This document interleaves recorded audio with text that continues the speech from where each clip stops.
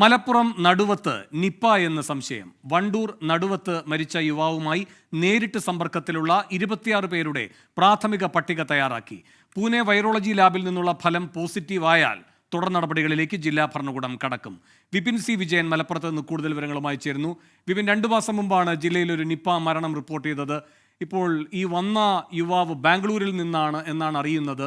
ഇയാൾക്ക് അവിടെ നിന്നേ രോഗമുണ്ടായിരുന്നോ അത് ഇവിടെ എത്തിയിട്ടാണോ രോഗം? എന്താണ് ആരോഗ്യവകുപ്പ് അധികൃതർ പറയുന്നത്?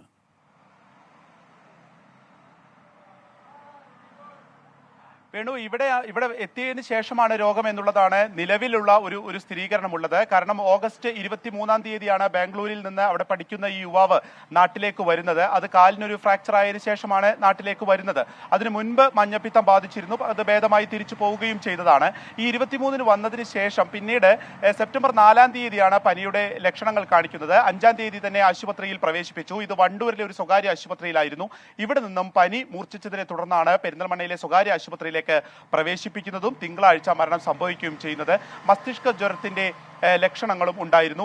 ഈ സംശയത്തെ തുടർന്നാണ് സാമ്പിളുകൾ നിപ്പ പരിശോധനയ്ക്ക് വേണ്ടി ആദ്യം കോഴിക്കോട്ടെ ലാബിലേക്ക് അയച്ചത്. ഇത് പോസിറ്റീവ് ആയതിനെ തുടർന്നാണ് ഇപ്പോൾ പൂനെ വൈറോളജി ഇൻസ്റ്റിറ്റ്യൂട്ടിലേക്ക് അയച്ചിരിക്കുന്നത്. ഇങ്ങനെ ഒരു നിപ്പയാണെന്ന് സംശയം ഉള്ളതുകൊണ്ട് തന്നെ അതിന്റെ സമ്പർക്ക പട്ടിക തയ്യാറാക്കുന്ന നടപടിക്രമത്തിലേക്ക് ആരോഗ്യവകുപ്പ് കടന്നിട്ടുണ്ട്. 26 പേരെയാണ് പ്രാഥമികമായിട്ടുള്ള ഒരു പ്രൈമറി കോണ്ടാക്ട് എന്നുള്ളതിൽ കണ്ടെത്തിയിരിക്കുന്നത്. ഇവരെയൊക്കെ തന്നെ നിരീക്ഷിക്കുന്നതിന്റെ നടപടികളിലേക്കും കടന്നിട്ടുണ്ട്. ഒപ്പം തന്നെ 3 കാറ്റഗറിയായി തിരിച്ചുകൊണ്ടുള്ള ഒരു നിരീക്ഷണ പട്ടിക തയ്യാറാക്കുക എന്നുള്ളതാണ്.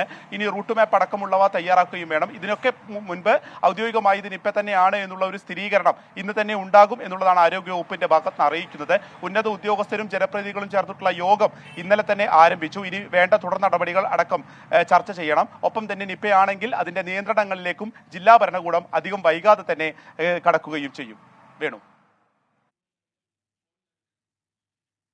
വിപിൻ സി വിജയനാണ് മലപ്പുറത്ത് നിന്ന് വിവരങ്ങൾ നൽകിയത്.